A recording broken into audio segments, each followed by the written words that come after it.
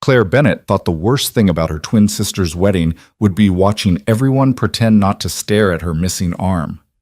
She was wrong. The worst thing was the moment Adrian Cross walked through those vineyard doors.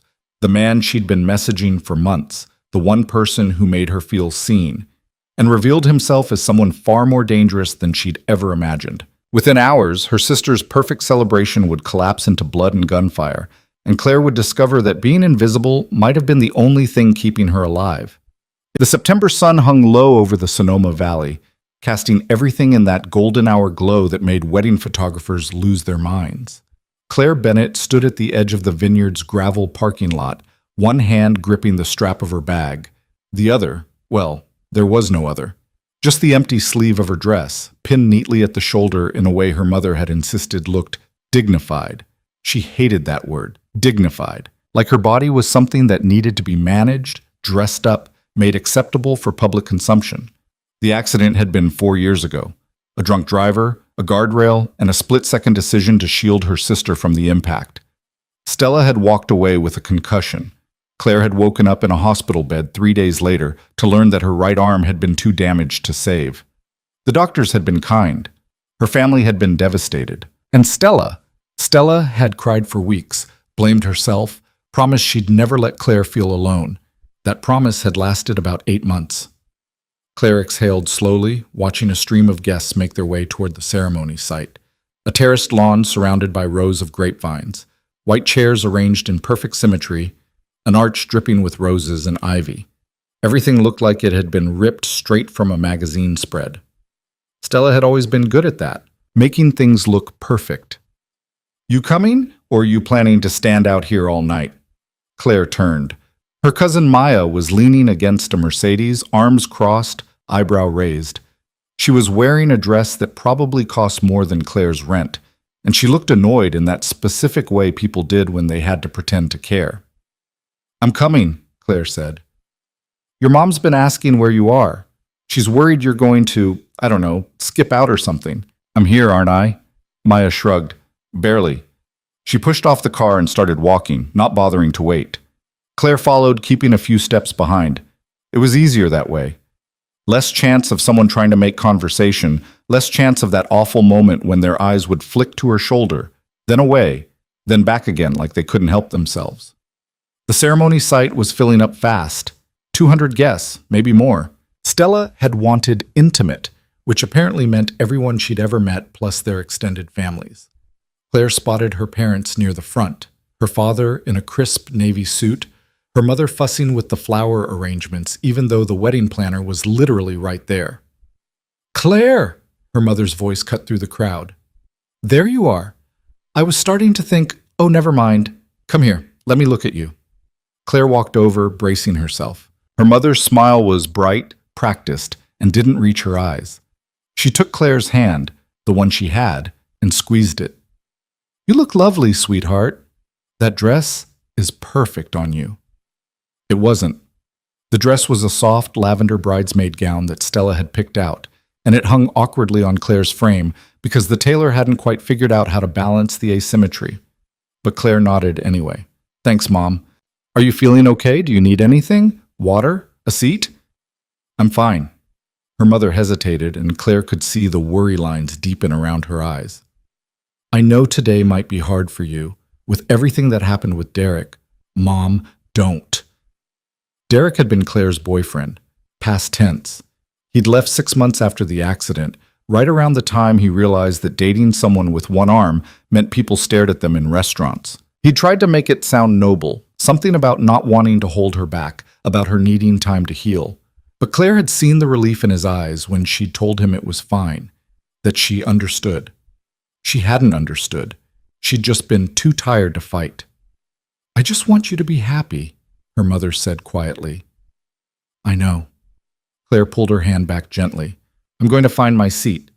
She didn't wait for a response, just turned and walked toward the rows of chairs, scanning for her name. The wedding planner had assigned seats with the precision of a military operation, family on the left, friends on the right, and Claire, as usual, somewhere in the middle where she wouldn't draw too much attention. She found her spot in the third row, next to her Uncle Richard, who who was already half asleep despite the ceremony not having started yet. Perfect. She sat down, smoothed her dress, and tried to ignore the way the woman in front of her kept glancing back, her gaze catching on Claire's shoulder before darting away. The string quartet started playing. Everyone stood. And then Stella appeared at the end of the aisle, a vision in white lace and tulle, her smile radiant, her hand resting on their father's arm. Claire's chest tightened. Stella looked exactly like her. Same dark hair, same green eyes, same sharp cheekbones. They'd been identical once, before the accident, before Claire's body became something people had to look past to see her. Now Stella was the beautiful one, the whole one, the one everyone looked at and saw a future. The ceremony blurred. Claire heard the vows, heard Stella's voice crack with emotion, heard the officiant pronounce them husband and wife. She clapped when everyone else clapped, smiled when everyone else smiled, and when it was over, she slipped out of her seat and headed straight for the reception tent before anyone could corner her into small talk. The tent was massive. White fabric draped from a wooden frame, chandeliers hanging from the ceiling, tables covered in cream linens and gold-rimmed china. A band was setting up in the corner, and waitstaff moved through the space with trays of champagne and hors d'oeuvres. Claire grabbed a glass of champagne and found a quiet corner near the back. Her phone buzzed in her bag. She pulled it out, and despite everything, her heart did a stupid little flip when she saw the name on the screen. Adrian Cross. She'd met him, if you could call it that, 3 months ago on a forum for people dealing with limb loss. It wasn't something she talked about, not with her family, not with friends, but late at night when the silence got too heavy, she'd found herself scrolling through posts from people who understood what it felt like to have your body betray you, to have strangers treat you like a tragedy. Adrian had messaged her first, said he'd read one of her comments about feeling invisible and that it had stuck with him. They'd started talking, just messages at first, then voice calls, then hours-long conversations that stretched into the early morning. He never asked about her arm, never treated her like she was fragile. He just talked to her, like she was a person, like she mattered. She didn't know what he looked like, didn't know where he lived or what he did for work. He kept those things vague, said he valued privacy. And maybe that should have been a red flag, but Claire didn't care. For the first time in years, someone made her feel like more than the girl who'd lost something. She opened the message. Adrian, how's the wedding? Claire hesitated, then typed back. Claire, surviving, barely. Adrian, that bad? Claire, it's fine, just a lot. Adrian, you don't have to stay if you don't want to. Claire, I can't just leave, it's my sister's wedding. Adrian, you can do anything you want, Claire. You just have to decide you're worth it. She stared at the message, her throat tight. He always did that. Said things that made her feel seen in a way that was almost unbearable. Before she could respond, someone called her name. Claire, there you are. She looked up. Stella was weaving through the crowd, her dress bustling around her legs, her face flushed with excitement. She reached Claire and grabbed her hand, squeezing tight. I've been looking everywhere for you. Come on, we're doing photos. Stella, Please? Just family shots. It'll be quick, I promise. Claire wanted to say no. Wanted to tell her sister that she didn't want to spend the next hour standing in front of a camera, watching the photographer struggle to frame her in a way that didn't make her missing arm the focal point. But Stella was looking at her with those wide, hopeful eyes, and Claire had never been good at saying no to her. Okay, she said quietly. Stella beamed. Thank you, you're the best. She dragged Claire outside, where the photographer had set up near the vineyard rows. The rest of the family was already there. Parents, grandparents, cousins. Stella's new husband looking vaguely uncomfortable in his tuxedo. All right, everyone, the photographer called. Let's start with the full family shot. They arranged themselves in a line. Claire ended up on the far left, her mother on one side, her father on the other. The photographer fiddled with his camera, adjusted the lighting, then paused. Claire, honey, can you turn just a bit to the right? Yeah, like that. Perfect. She knew what he was doing, angling her so the missing arm was less visible, making her easier to look at. She turned. The camera flashed, once, twice, 3 times. Beautiful. Okay, now just the immediate family. It went on like that for 20 minutes. Different groupings, different poses, the photographer's voice a constant stream of direction. And through it all, Claire felt herself shrinking, becoming smaller, less. Finally, it was over. Stella hugged her, thanked her again, and then disappeared back into the crowd with her husband. Claire stood there for a moment, alone in the fading light, and felt the exhaustion settle into her bones. Her phone buzzed again. Adrian. Still surviving? She smiled despite herself. Claire. Barely. Adrian. What if I told you that you didn't have to do this alone? Claire. What do you mean? Adrian. I mean, what if I came to the wedding? Claire's breath caught. She read the message again, sure she'd misunderstood. Claire. You're not serious.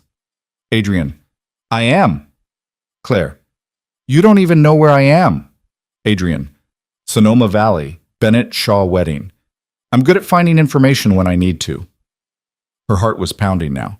Part of her wanted to laugh, to brush it off as a joke, but there was something in the way he'd written it, calm, certain, that made her think he wasn't joking at all. Claire. Adrian, you can't just show up at a wedding you weren't invited to. Adrian. Watch me. Claire. Why would you do that? Adrian. Because you told me you didn't want to be alone. And I don't want you to be alone either. She stared at the screen, her mind racing. This was crazy. He was a stranger. She didn't even know his last name. Well, she did, Cross, but that was it. And yet the thought of him actually being here, of having someone in this crowd who saw her as more than the girl with one arm. Claire. I don't know what to say. Adrian. Say yes.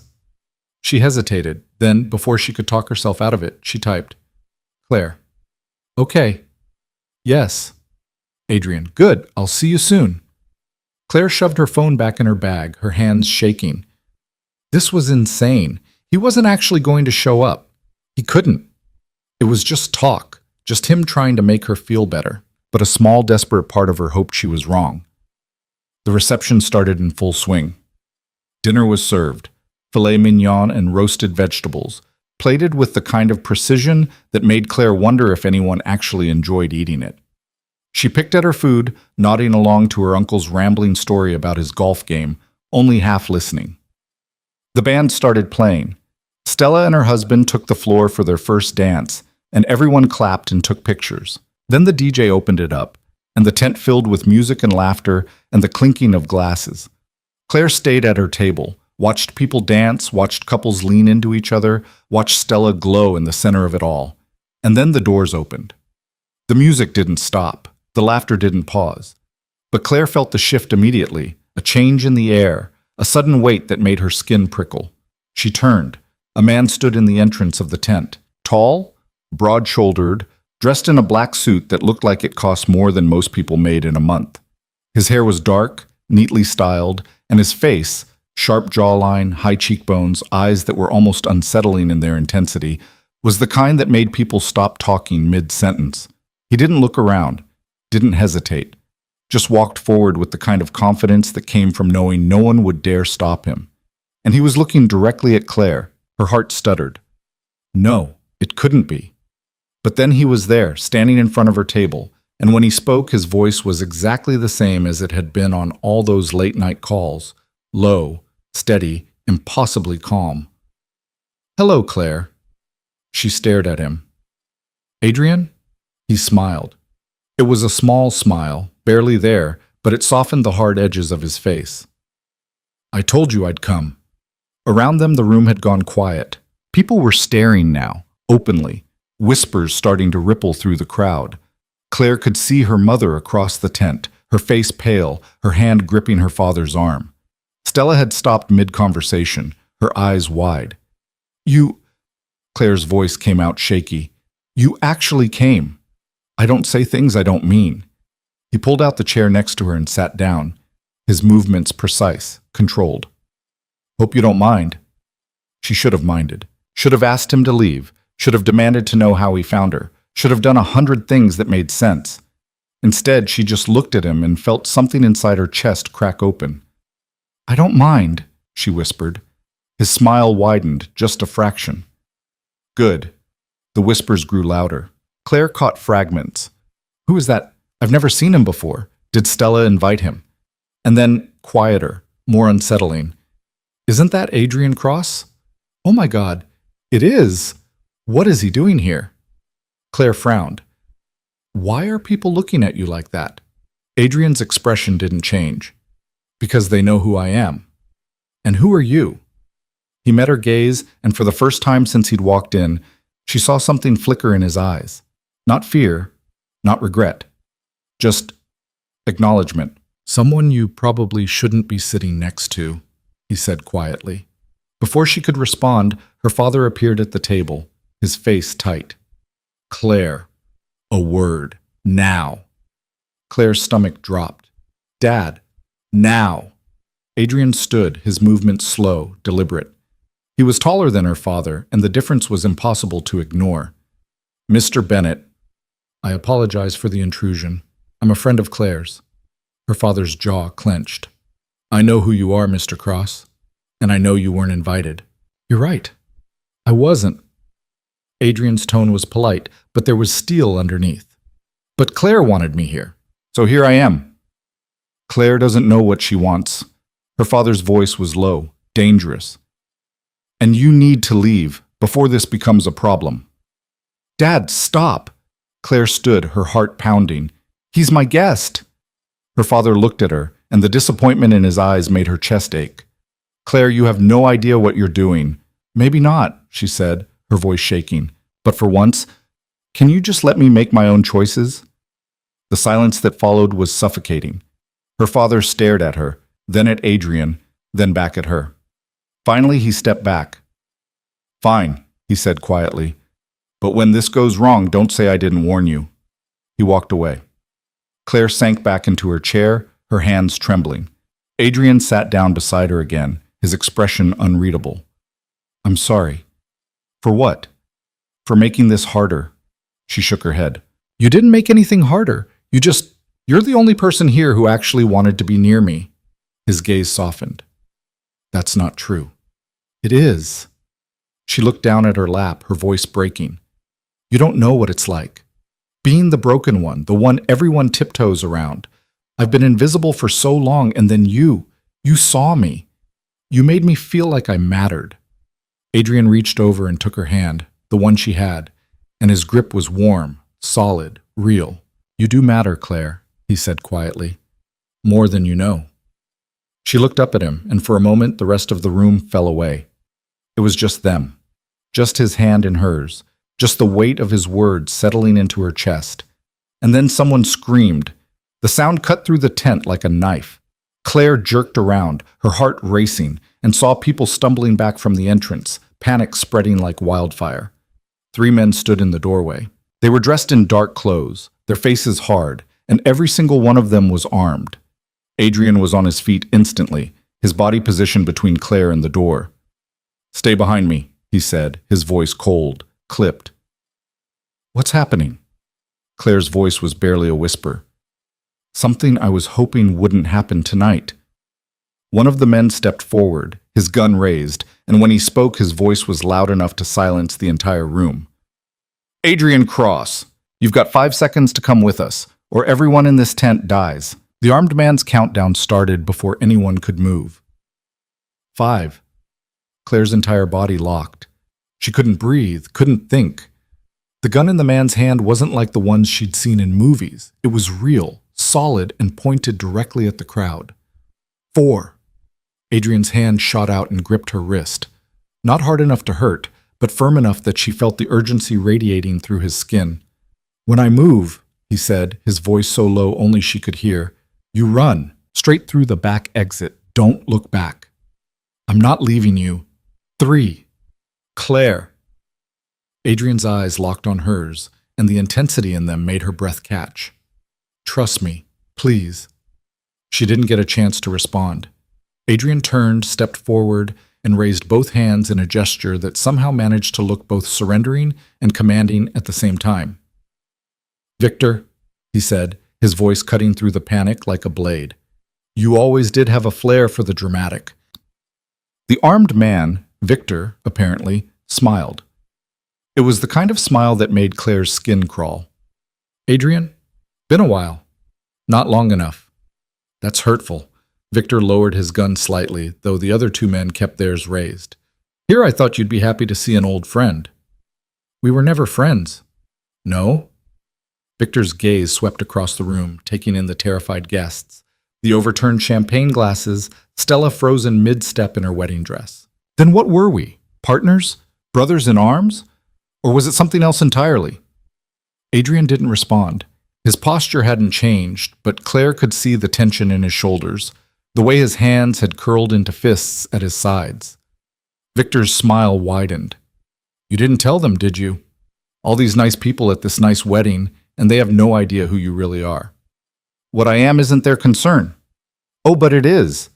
Victor took another step forward. See, when a man like Adrian Cross shows up somewhere, it means something.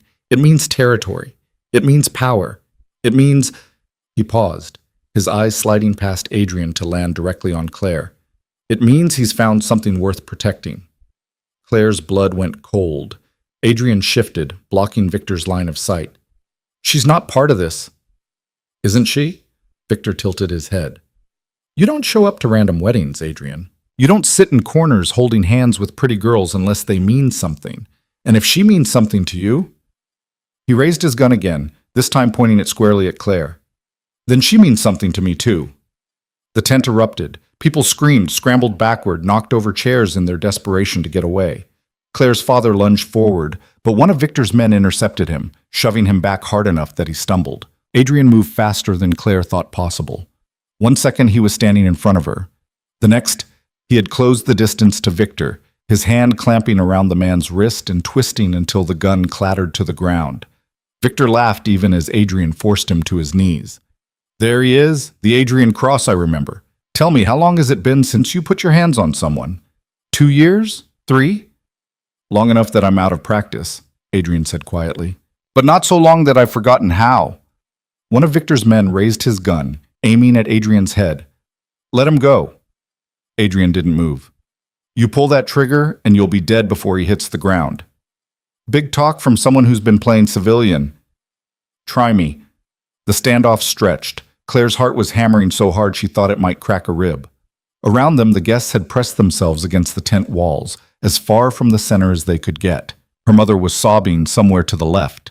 Stella was being held back by her new husband, her face white as paper, and Claire just stood there, frozen, useless, her missing arm aching phantom pains she hadn't felt in months.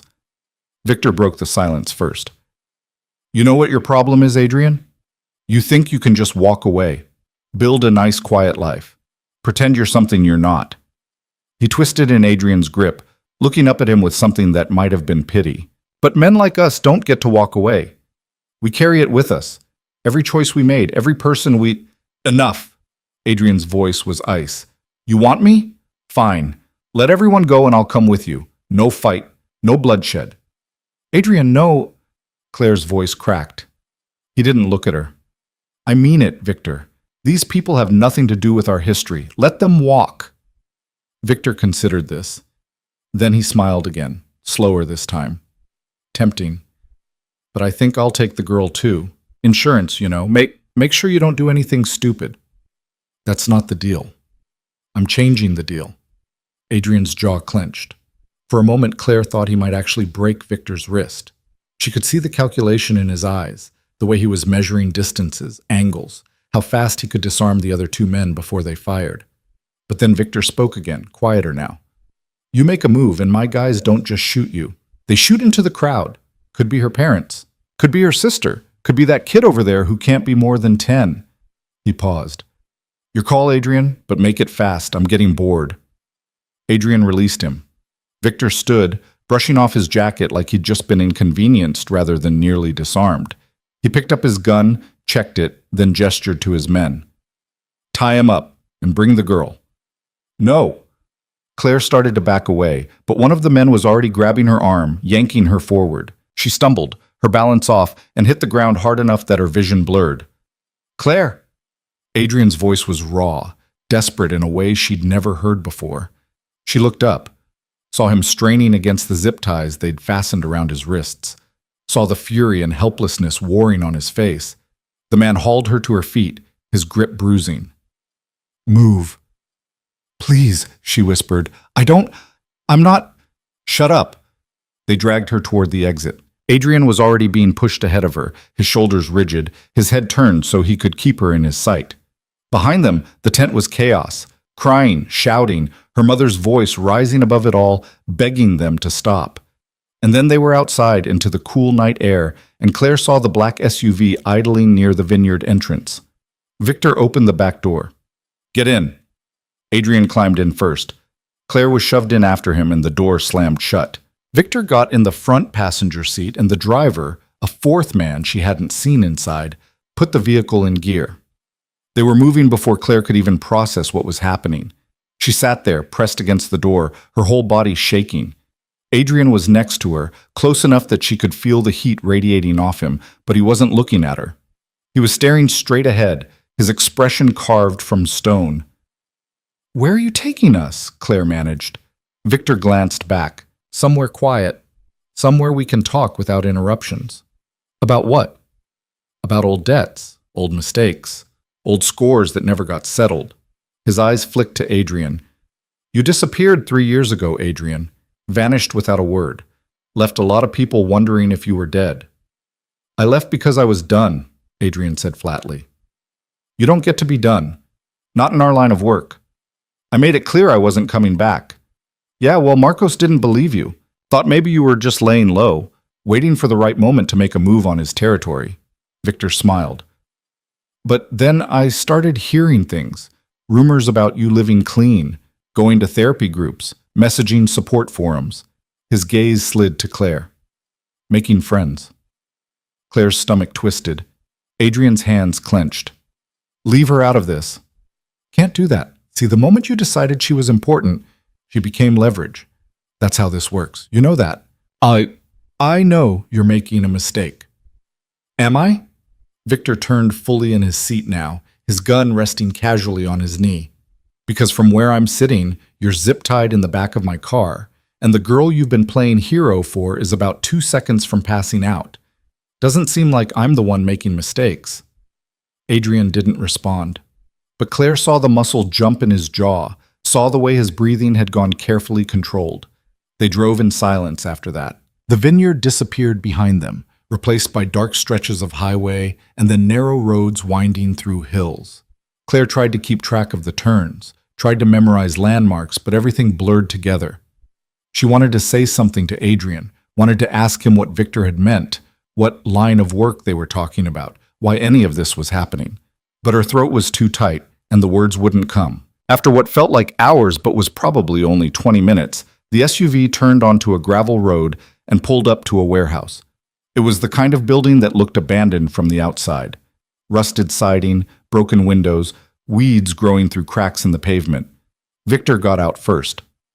"Bring them inside." The driver opened the back door and yanked Claire out.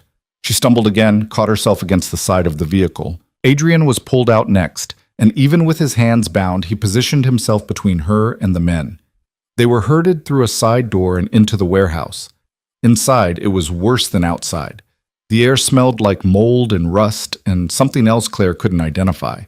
A single overhead light flickered weakly, casting long shadows across stacks of old crates and machinery. Victor walked to the center of the space and turned. "Sit her down." One of the men grabbed a folding chair from against the wall and shoved Claire into it. She sat, her legs barely holding her weight. Adrian was forced to his knees a few feet away. He didn't fight it, just knelt there, his eyes never leaving Claire. Victor crouched down in front of him. "Here's how this is going to work. You're going to answer some questions. And if I like the answers, maybe the girl walks out of here. If I don't..." He shrugged. "Well, you can imagine." "Ask your questions," Adrian said. "Where's the list?" "What list?" Victor backhanded him.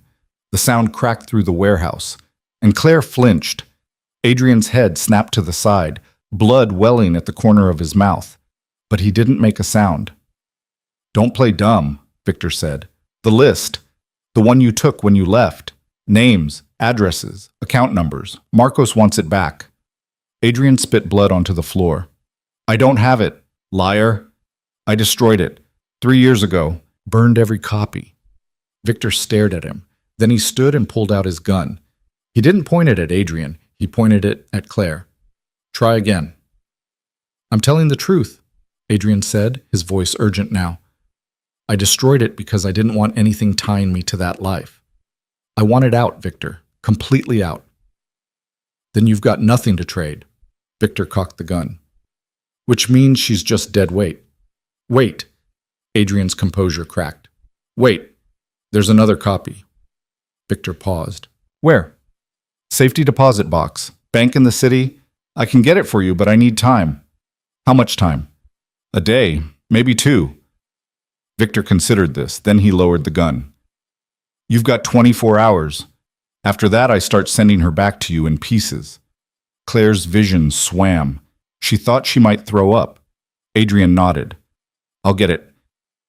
Good. Victor gestured to his men. Put him in the back room. The girl stays here. No.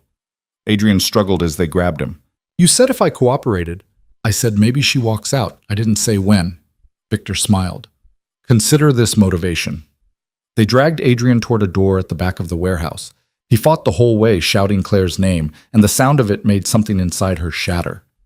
Then the door slammed shut, and she was alone with Victor and his men. Victor pulled up a crate and sat down across from her. So, Claire, right? She didn't answer. Strong, silent type. I can respect that. He leaned forward, elbows on his knees. You know what's funny? Adrian spent years in this life, did things that would give you nightmares, and then he meets you, sweet, broken little thing, and suddenly he wants to be a good guy. He laughed. It's almost romantic. I don't know what you're talking about, Claire whispered. Sure you don't. Let me guess. He told you he was just some regular guy, maybe had a rough past, but he's working through it, and you believed him because he was nice to you, made you feel special. Victor's smile faded. Here's the truth, sweetheart. Adrian Cross ran one of the most efficient smuggling operations on the West Coast. Weapons, drugs, information. If it was illegal and profitable, he moved it. He's got more blood on his hands than you could count. Claire shook her head. You're lying. Am I? Ask yourself why a man like him would waste time on someone like you. What could you possibly offer him? He paused. Unless you were just convenient. A cover. A way to look harmless. Stop. He's using you, Claire, and when he said he's done, he'll disappear again. That's what men like him do. You don't know anything about him. I know everything about him. Victor stood. I know he left because he couldn't handle the pressure anymore. Couldn't stomach what we were building. Got soft. And now look where it got him. Tied up in a back room while I decide whether his girlfriend lives or dies. Claire's hands were shaking. She wanted to scream at him, to tell him he was wrong, that Adrian wasn't the person he was describing.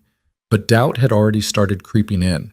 All those late-night conversations, the way Adrian had deflected questions about his past. The fact that he'd shown up at the wedding with the kind of confidence that came from knowing no one would dare challenge him. Who was Adrian Cross? And why had he really come for her? Victor checked his watch. I'm gonna go make some calls, Luca. Stay with her. She tries anything. Break her other arm. The man, Luca, nodded.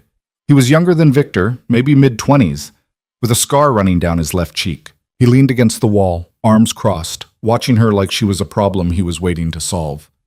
Victor left. The warehouse fell silent except for the hum of the overhead light and Claire's uneven breathing. She sat there, trying to think, trying to figure out what to do, but her mind kept circling back to the same impossible question. How had her life gone from invisible twin at a wedding to hostage in a warehouse in the span of 2 hours? Time passed. She didn't know how much. Her phone was gone, taken when they'd searched her in the SUV. Her dress was torn at the hem from when she'd fallen. Her shoulder ached where Luca had grabbed her, and somewhere in the back of this building, Adrian was locked away, and she had no idea if he was hurt or planning or just as terrified as she was. The door at the back opened. Claire's head snapped up. Adrian stepped out. No, not stepped. Was shoved. His hands were still zip-tied, and there was a fresh bruise forming on his cheekbone. But his eyes were clear, focused, and when he saw her, something in his expression softened. Behind him, Victor appeared. Change of plans. Luca straightened. Boss? Marcos called. He wants proof Adrian's cooperating. Victor walked over to Claire and grabbed her arm, hauling her to her feet.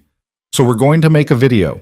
Adrian's going to tell Marcos exactly where the list is. And if he's lying, he pressed the gun against Claire's temple.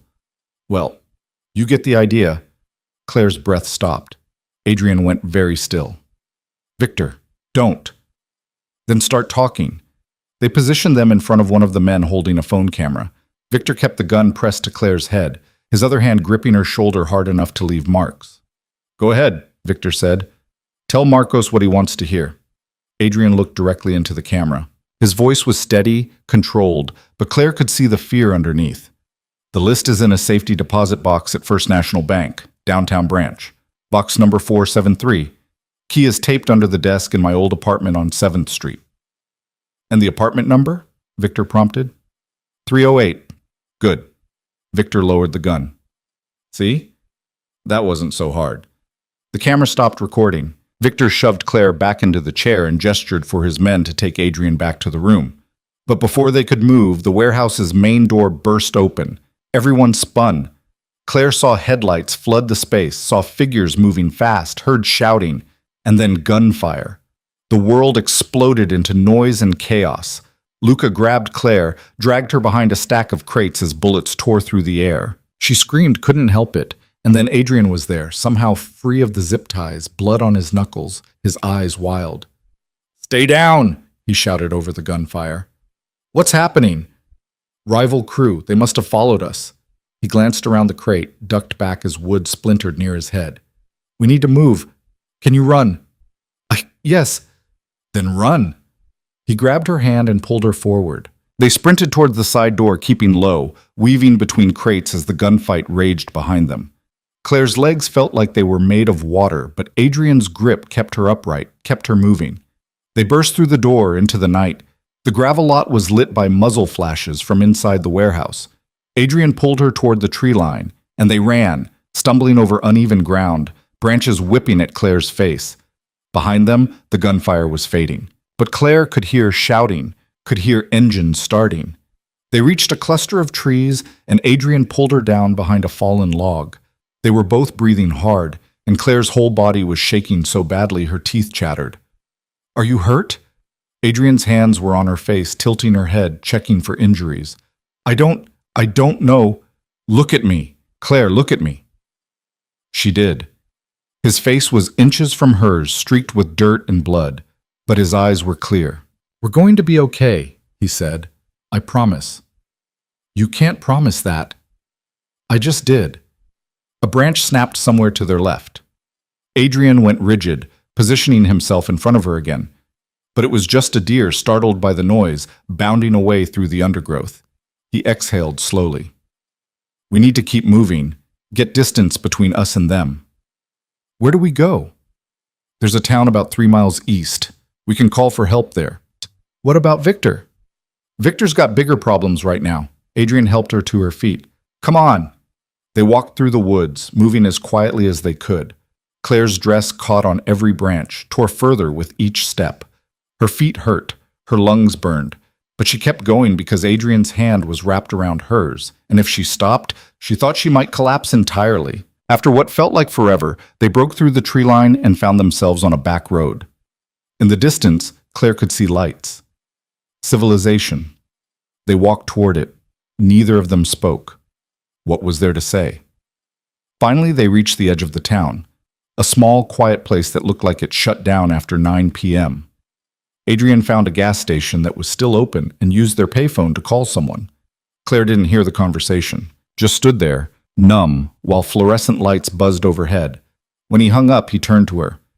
Someone's coming to pick us up. We'll be safe soon. Safe? Claire repeated. The word felt foreign. Adrian stepped closer. I know you have questions. Questions. She laughed, and it came out broken. You think I have questions?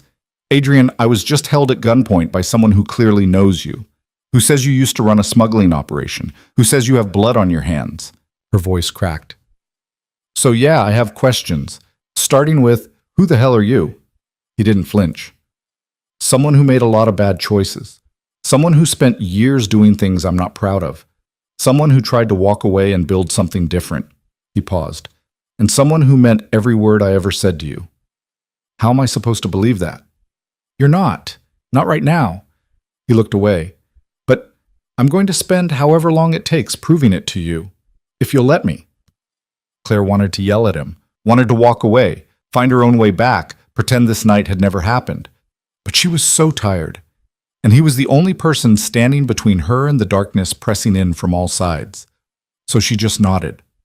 They waited in silence until a car pulled up, a nondescript sedan driven by a woman with sharp eyes and no questions.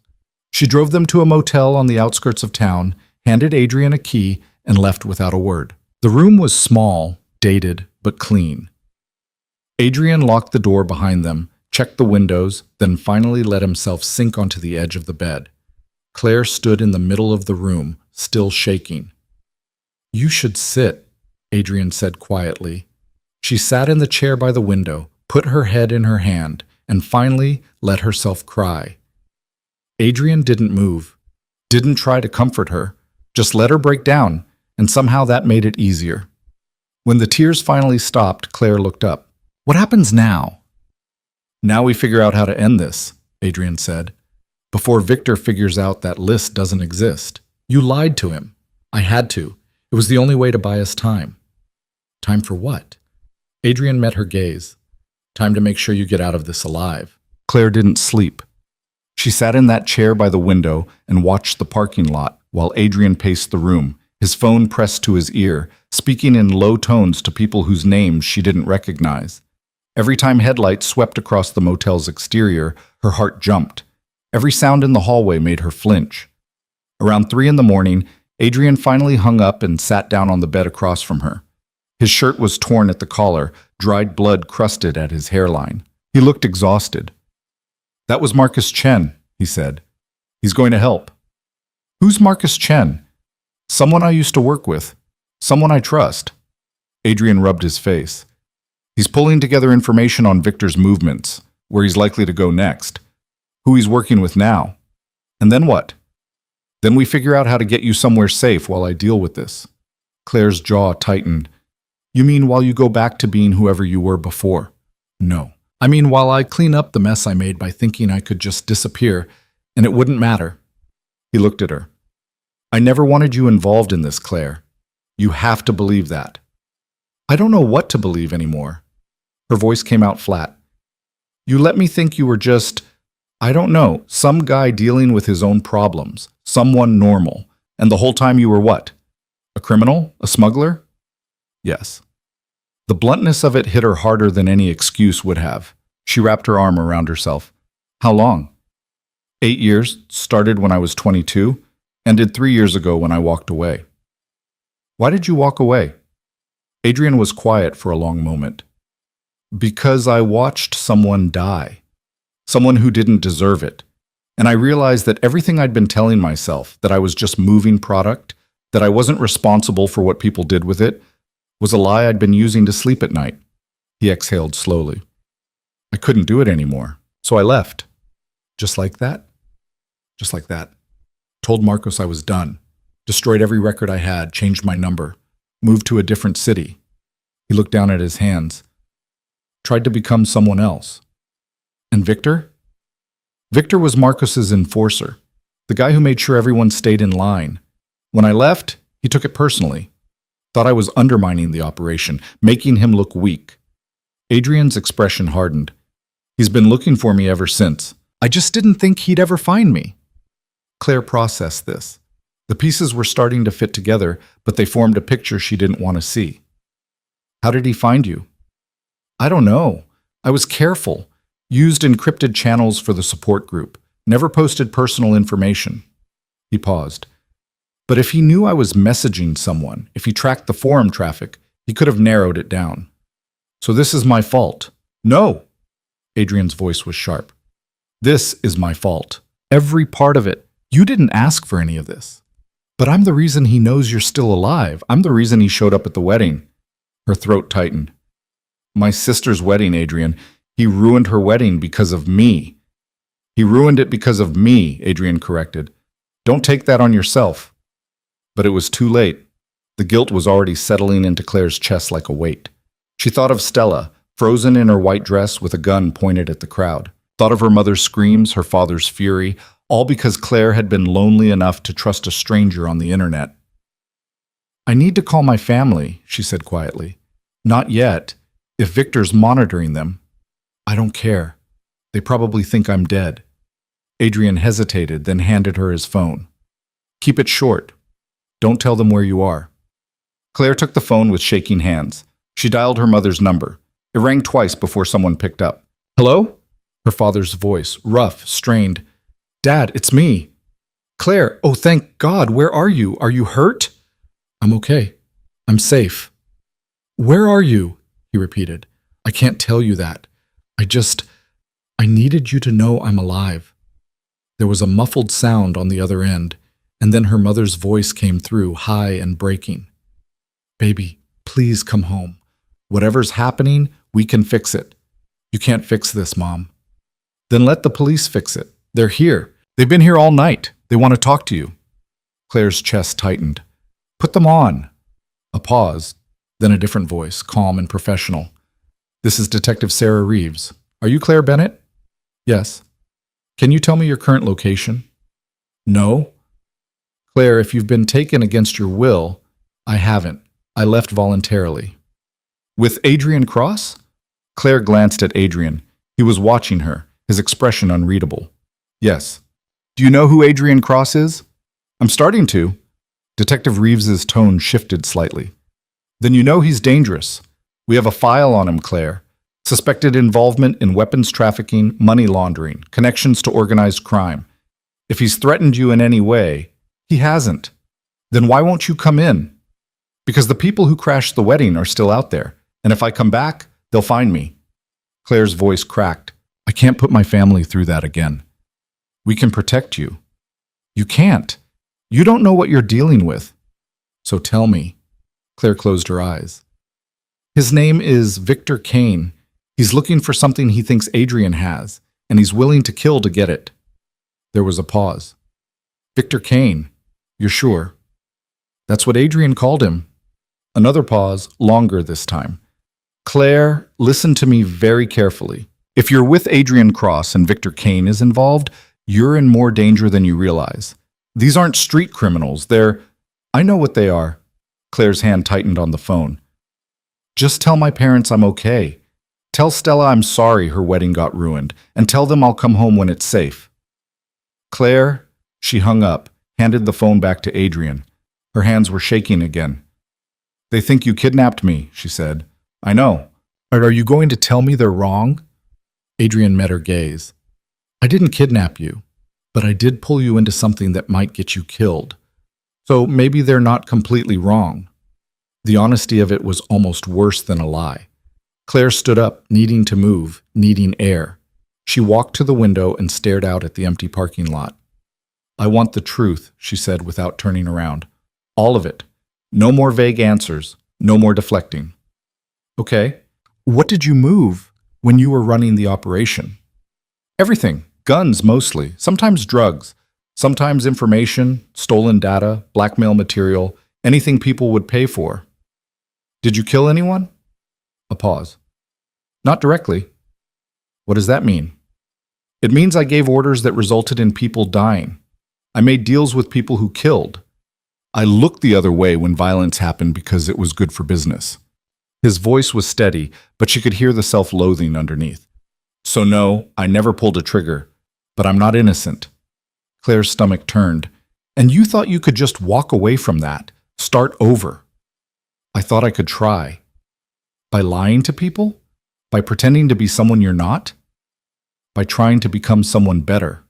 Adrian stood. "I know how this sounds. I know what you must think of me, but everything I told you about wanting to change, about being tired of the person I was, that was real, Claire. You were real." "Don't." She spun around. "Don't make this about me. Don't act like I was some kind of salvation for you." "That's not what I'm saying." "Then what are you saying?" "I'm saying that talking to you made me remember what it felt like to be human, to have someone see me as more than a weapon or a commodity. And maybe that was selfish. Maybe I should have stayed away, but I didn't, and now we're here. and I will do whatever it takes to keep you safe, even if you hate me for it." Claire stared at him. There was something raw in his expression, something that looked almost like desperation. And despite everything, despite the lies and the danger, and the fact that her entire life had been upended in a single night, part of her still wanted to believe him, which made her an idiot. "I need air," she said. "Claire, I'm not running, I just need air." She pushed past him and stepped outside. The night was cool, the sky starting to lighten at the edges. She walked to the edge of the parking lot and sat down on the curb, her head in her hand. A few minutes later, she heard footsteps. Adrian sat down next to her, leaving a careful distance between them. They sat in silence for a while. Then Adrian spoke. "When I was inside the warehouse tied up in that back room, all I could think about was you sitting out there with Victor. And I knew exactly what he was doing. He was getting inside your head, telling you I was using you, that you didn't matter." He looked at her. "Was I right?" Claire didn't answer. "He's good at that, finding the thing that hurts most and twisting the knife. It's why Marcos kept him around for so long." Adrian picked up a small rock and turned it over in his hands. "But here's the thing he doesn't understand. You do matter, not because you're leverage or a cover or anything tactical. You matter because for the first time in 3 years, I felt like I wasn't just surviving, I was actually living." "That's a lot of pressure to put on someone you barely know," Claire said quietly. "You're right, it is, and I'm sorry for that too." The sky was definitely lighter now. Claire could hear birds starting to wake up in the trees behind the motel. Normal sounds, normal world, like the past few hours had been a hallucination. "What's your plan?" she asked. "To end this. I'm working on it." That's not an answer. Adrian was quiet for a moment. "Victor wants the list because it's worth money. Names and contacts of everyone Marcos ever did business with, account numbers, shipping routes. In the right hands, it's worth millions. So if I can convince him the list is real and give him something that looks legitimate, he'll let me go. Maybe. And if he doesn't?" Adrian's jaw tightened. "Then I'll make him." "How?" "However I have to." There was something cold in his voice that made Claire's skin prickle. This was the other Adrian, the one who'd spent 8 years in a world where violence was currency, the one who'd given orders that got people killed. "I don't want you to hurt anyone because of me," she said. "Then you're going to be disappointed." "Adrian, no." He turned to face her fully. "You don't get to ask me to play nice. Not with Victor. He held a gun to your head, Claire. He threatened to send you back to me in pieces. So whatever happens next, whatever I have to do to keep you alive, I'm going to do it, and I'm not going to apologize for it." The conviction in his voice should have scared her. Maybe it did. But there was also something steady about it, something that made her feel less like she was drowning. "Okay," she said quietly. Adrian blinked. "Okay?" "Okay. Do what you have to do." He studied her face. "You're serious?" "I'm tired, Adrian. I'm scared. And I don't know who to trust anymore. But you came for me. When Victor had me in that warehouse, you came for me. So yeah, I'm serious." Something shifted in Adrian's expression. He reached out slowly, like he was afraid she'd pull away, and took her hand. His palm was warm, calloused. "I won't let him hurt you again," he said. Claire squeezed his hand once, then let go. "We should get back inside." They stood and walked back to the room. The sun was rising now, painting the sky in shades of pink and gold. It should have been beautiful. Instead, it just felt like a countdown. Inside, Adrian's phone buzzed. He checked it, and his expression tightened. "What?" Claire asked. "Marcus found something. Victor's not working alone anymore. He brought in reinforcements." Adrian scrolled through the message. 3 more guys, all from the old crew. They're setting up in a location downtown. "Why downtown?" "Because that's where First National Bank is, where I told him the safety deposit box was." Adrian cursed under his breath. "He's going to verify my story, and when he figures out I lied, he'll come looking for us." "Yeah," Claire's mind raced. "How long do we have?" "Maybe 12 hours. Maybe less if he's smart about it." "Then we need to move first." Adrian looked at her. "What are you thinking?" "I'm thinking Victor expects you to run, to hide, to try and protect me from a distance." Claire's heart was pounding, but her voice was steady. So we do the opposite. We go to him. That's insane. So is everything else that's happened tonight? She crossed her arms. You said you'd do whatever it takes. So let's do it. We give him something he wants, we get him off our backs, and we end this. Claire, you don't understand what you're asking. I understand perfectly. You're going to create a fake list, something convincing enough that he believes it's real. And I'm going to be the one who delivers it. Absolutely not. He won't hurt me if he thinks I'm bringing him what he wants. You don't know that. And you don't know he will. Claire stepped closer. This is my choice, Adrian. You've been making choices for me all night, pulling me out of that warehouse, bringing me here, deciding what I can and can't handle. But this time, I'm deciding. And I'm deciding I'm done being helpless. Adrian stared at her. For a moment, she thought he'd argue. But then something in his expression changed. He nodded slowly. All right. But we do this my way, my rules. And if anything goes wrong, you run. No hesitation. Deal. He pulled out his phone again. I need to make some calls, get the pieces in place.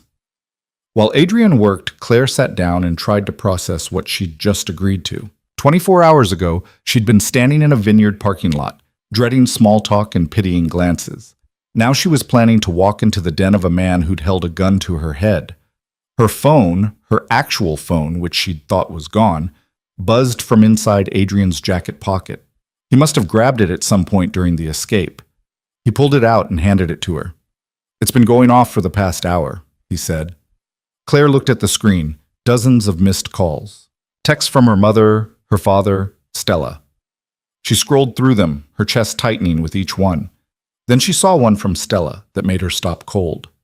Stella, I need to talk to you. It's important. Please call me. Claire hesitated, then dialed. Stella picked up on the first ring. Claire, oh my God, where are you? I'm safe. I can't tell you more than that. The police are saying you're with him, the man from the wedding. They're saying he's dangerous. It's complicated, Stella. Is he forcing you to stay with him? No. Then why won't you come home? Claire closed her eyes. Because the people who ruined your wedding are still looking for me. And until they're not, I can't. There was a pause, then Stella's voice came through, quieter now. This is my fault. What? The man, Victor, he came to the wedding because of you, because you were there. Which means if I hadn't, her voice broke, if I hadn't invited you, none of this would have happened. Stella, that's not, yes it is, and I need to tell you something. Something I should have told you a long time ago. Stella took a shaky breath. I've been awful to you, Claire. Since the accident, I've pushed you away and made you feel invisible, and I did it because I couldn't handle the guilt. Every time I looked at you, I saw what you gave up to save me. And instead of being grateful, I resented you for it. Claire's throat tightened. Stella, let me finish. Please. Another breath. I told people things about you, about how you weren't handling things well, how you were difficult. I made you sound like a problem so people would stop comparing us, so they'd stop asking why you weren't bouncing back like I did. Her voice cracked. I poisoned people against you, Claire. Our cousins, our friends. I made them think you were fragile and bitter and... Stop! Claire's voice came out harder than she intended. Just stop. I'm sorry. You're sorry. Claire laughed, and it hurt. You spent 4 years making me feel like I was crazy for thinking people were avoiding me, like I was imagining the way everyone looked at me, and the whole time it was you. You were the one... I know, and I'm so sorry. Sorry doesn't fix this, Stella. I know it doesn't, but I need you to know that I never meant for any of this to happen. I never wanted you to get hurt. Claire wiped at her eyes. Yeah, well, too late for that. Claire, I have to go. Wait, please, just tell me you're going to be okay. Claire looked at Adrian, who was across the room talking quietly into his own phone. I don't know if I'm going to be okay, but I'm going to try. She hung up before Stella could respond. Adrian finished his call and walked over. You all right?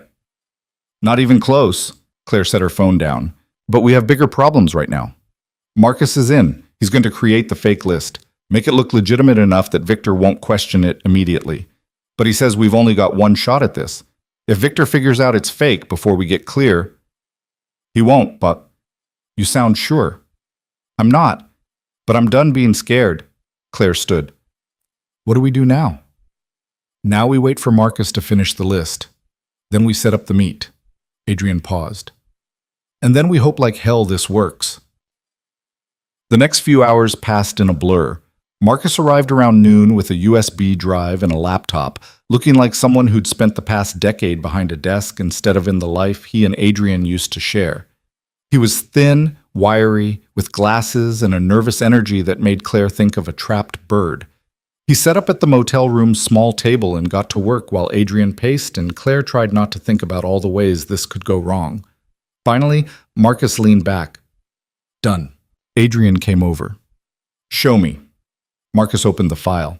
It was a spreadsheet, rows and rows of names, numbers, addresses. It looked official, detailed, real. This is good, Adrian said. It should be.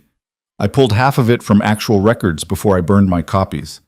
Marcus glanced at Claire. This is really her plan? It was her idea, Adrian said. She knows what she's getting into?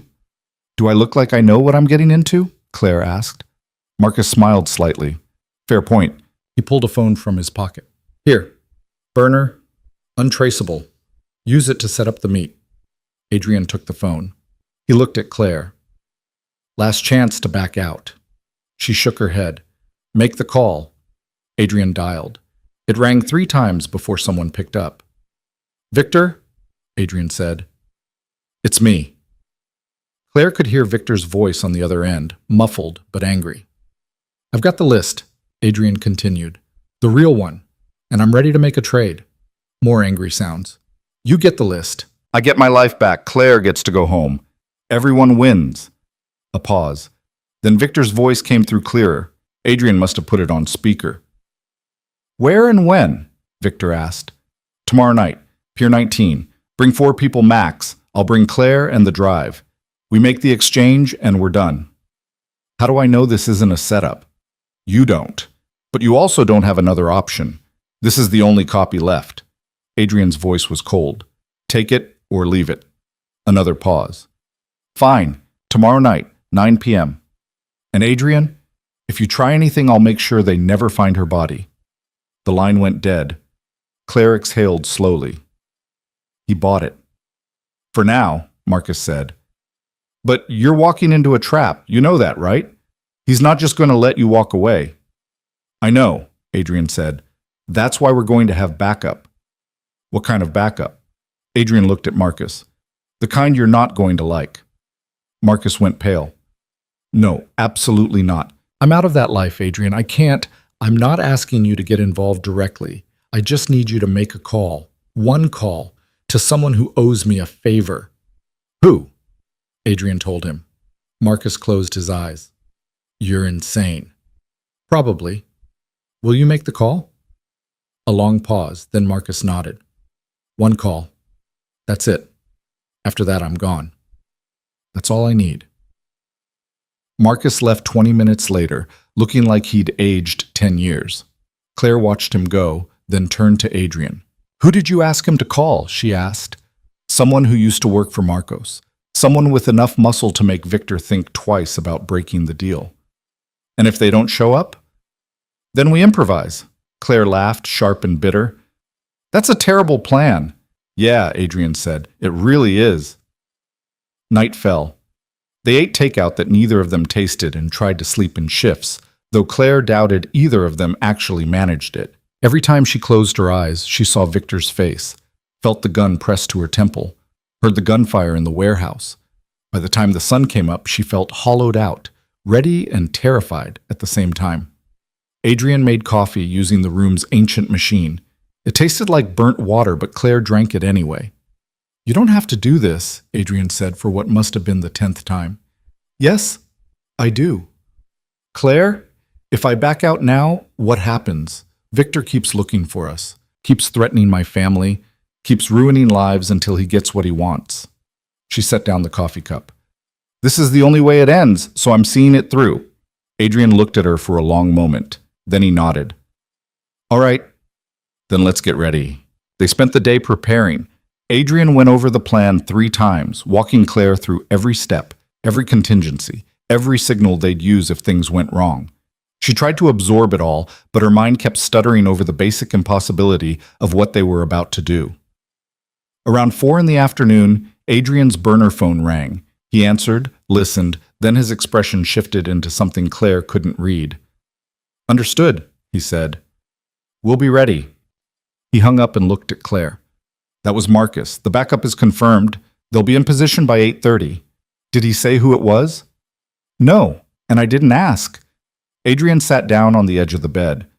"The less you know, the better. If Victor gets suspicious and starts asking questions, I can't tell him what I don't know." Claire finished. She understood the logic, even if she hated it. They left the motel at 7. Adrian drove a car Marcus had left for them, another unremarkable sedan that blended into traffic. The city lights came into view as they crossed the bridge, and Claire watched them with a strange detachment. This could be the last time she saw this city, the last time she saw anything. She pushed the thought away. Pier 19 was in the industrial district, a stretch of waterfront that had been abandoned when the shipping routes changed a decade ago. Now, it was just empty warehouses and rusting equipment, the kind of place people came when they didn't want to be seen. Adrian parked 2 blocks away. They sat in the car for a moment, neither of them moving. "You remember the signals?" Adrian asked. "If you touch your left ear, I run. If you put your hand in your pocket, I get behind you. If you say my full name, I drop to the ground. And if I tell you to leave, I leave." Claire's voice was steady, even though her hands were shaking. "I know the plan, Adrian." He looked at her, and something in his expression cracked. "I'm sorry. For all of this. For dragging you into my mess. For—" "Stop apologizing and get us through this alive," Claire interrupted. "You can feel guilty later." A ghost of a smile crossed his face. "Deal." They got out of the car. The air smelled like salt and oil and decay. Claire could hear water lapping against the pier supports, the distant sound of traffic, nothing else. The whole area felt like a held breath. Adrian reached into the glove compartment and pulled out something small and dark.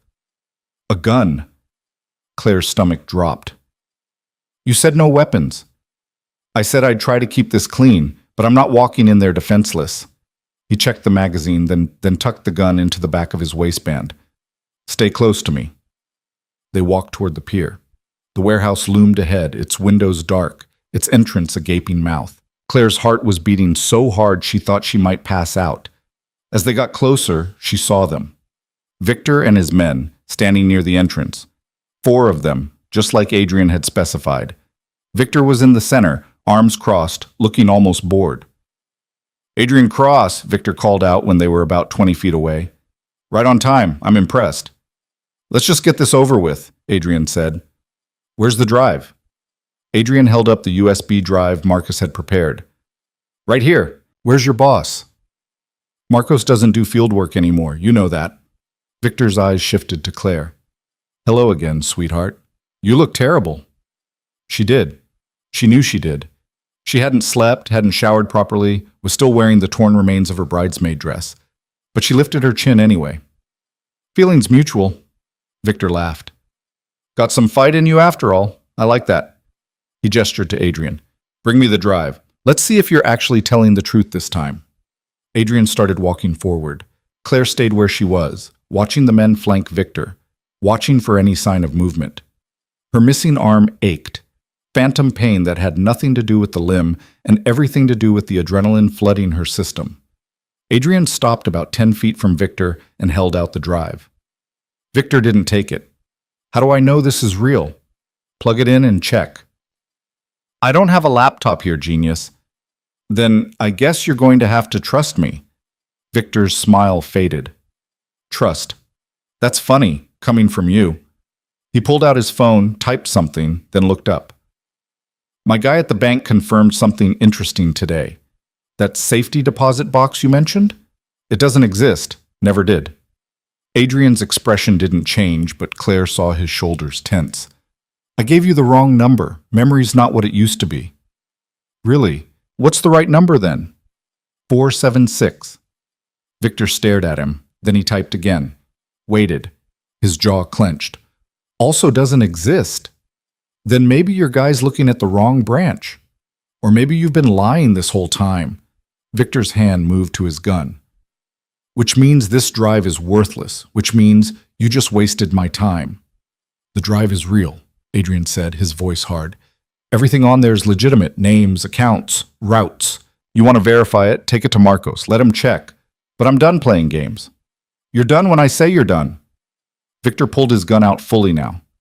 Here's what's going to happen. I'm going to take the drive, I'm going to take the girl, and you're going to walk away and hope I don't decide to hunt you down anyway. That wasn't the deal. The deal changed. Victor aimed the gun at Claire. So what's it going to be, Adrian? You going to die trying to save her, or are you going to be smart and walk away? Adrian's hand moved toward his back, toward his own gun. I wouldn't, Victor said. My guys have rifles. You pull that weapon, you're dead before it clears your waistband. Claire looked around and saw it. Red laser dots dancing across Adrian's chest. Snipers, somewhere in the surrounding buildings. Adrian's hand stopped moving. Victor smiled. That's better. Now step back. Adrian didn't move. Claire, run. No, she said. Claire, I'm not leaving. Victor laughed. Oh, this is precious. She thinks she's brave. She thinks standing here is going to change anything. He looked at Claire. Sweetheart, you're not brave, you're just stupid. This man destroyed lives for 8 years. He's a criminal, a coward, and a liar. And you think because he sent you some nice messages that makes him worth dying for? I don't think he's worth dying for, Claire said, her voice shaking, but clear. I think I'm done letting people like you decide what I'm worth. Something flickered in Victor's expression. Uncertainty, maybe, or just surprise that she was still talking. Claire took a step forward. You want the drive? Take it. You want Adrian? Take him. But you're not taking me. I'm walking out of here. And if you try to stop me, you're going to have to shoot me in the back. Claire, don't... Adrian started. She ignored him, took another step. Her legs felt like water, but she kept moving. Victor raised his gun higher. Stop. She didn't stop. I said stop. She was 5 feet from him now, close enough to see the frustration in his eyes, close enough to smell the cigarette smoke on his clothes. You're not going to shoot me, she said quietly, because if you do, Adrian will kill you. And even if your snipers kill him, he'll make sure you go down first. You know it. I know it. So let's stop pretending. Victor stared at her. For a long moment, the entire pier was silent. Then he lowered his gun. You've got guts, he said. I'll give you that. Claire's knees almost gave out, but she stayed upright. Victor looked past her at Adrian. She's right, you know. You'd kill me, even knowing it would be the last thing you ever did. Without hesitation, Adrian said. Yeah, I believe you. Victor holstered his gun. Fine, take the girl, give me the drive, and we're done. Adrian held out the USB drive. Victor took it, examined it, then pocketed it. If this is fake, Victor started. It's not. It better not be? Victor stepped back. Go, before I change my mind. Adrian moved to Claire's side, his hand finding hers. They started backing away, not turning their backs, not trusting this. They made it 10 feet, 20. And then Victor called out, Adrian, one more thing. They stopped. Marcos says hello, says he's glad you're still alive, says maybe you two should have a conversation sometime soon. Adrian's hand tightened on Claire's. Tell Marcos I'm retired. Yeah, I'll tell him. Victor smiled. Though we both know retirement doesn't really exist in our line of work. They didn't respond, just kept walking until they reached the car. Adrian opened Claire's door, waited for her to get in, then walked around to the driver's side. He started the engine, pulled away from the curb, drove 3 blocks before either of them spoke. That was insane, Adrian said. I know.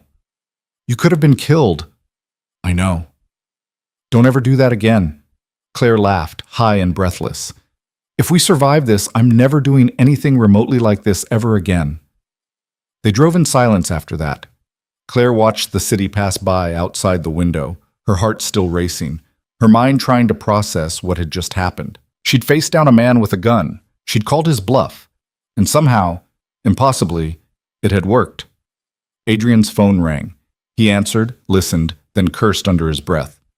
What? Claire asked.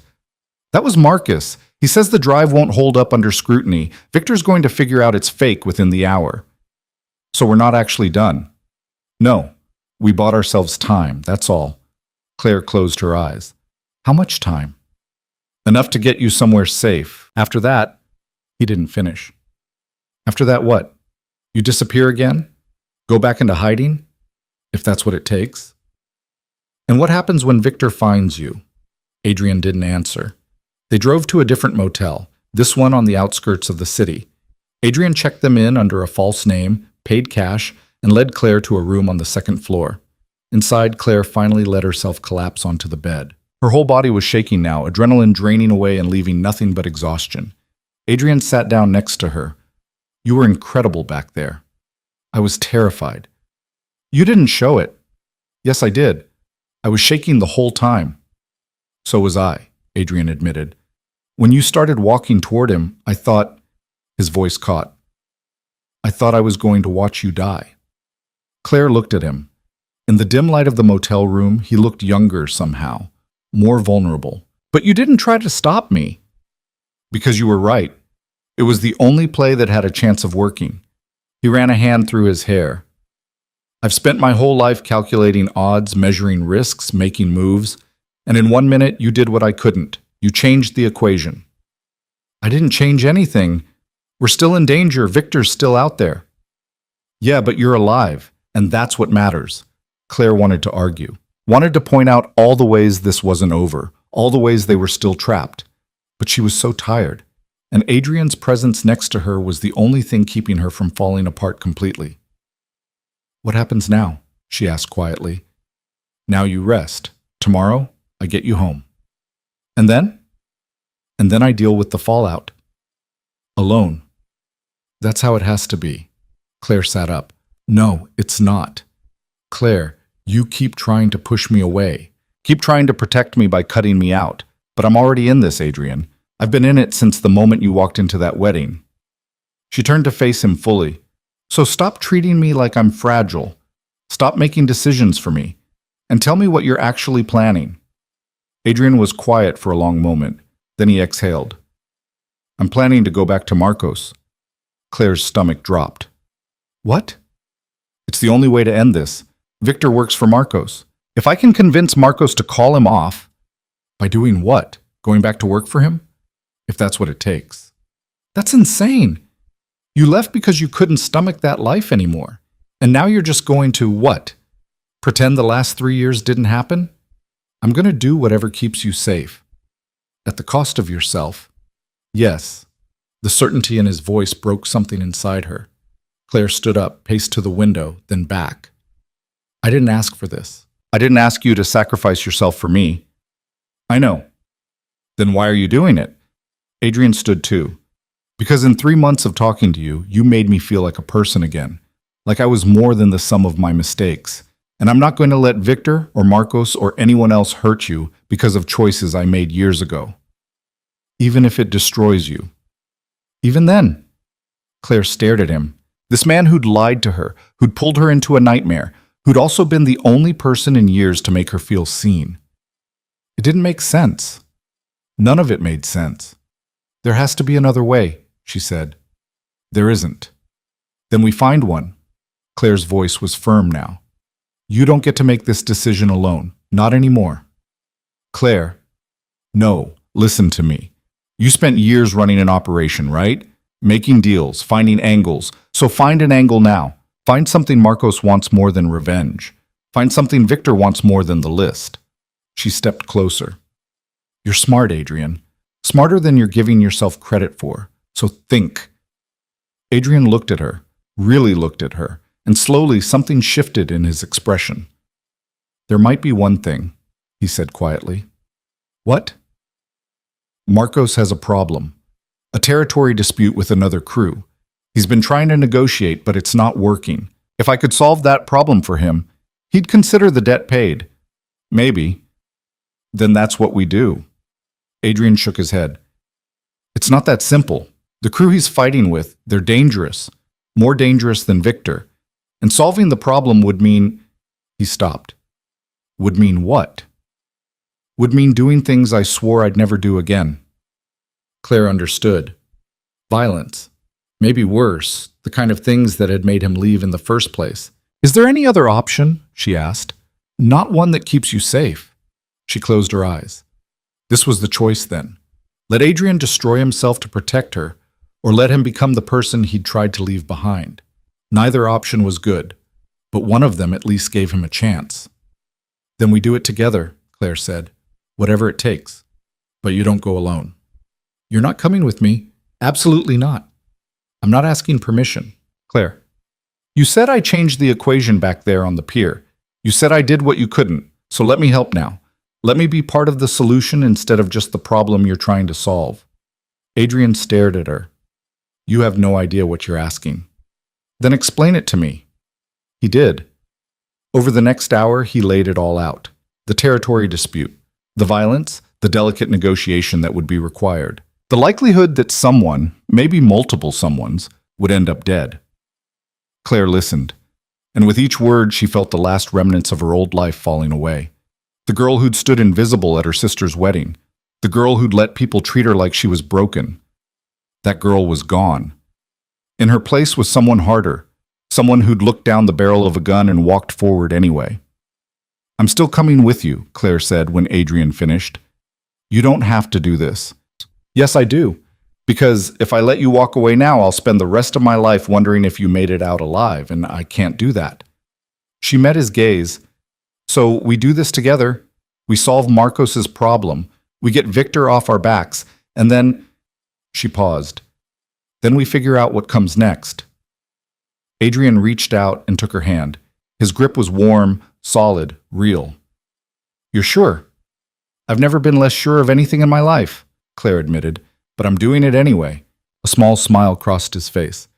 You know, when I first messaged you on that forum, I thought I was just talking to someone who understood what it felt like to be broken.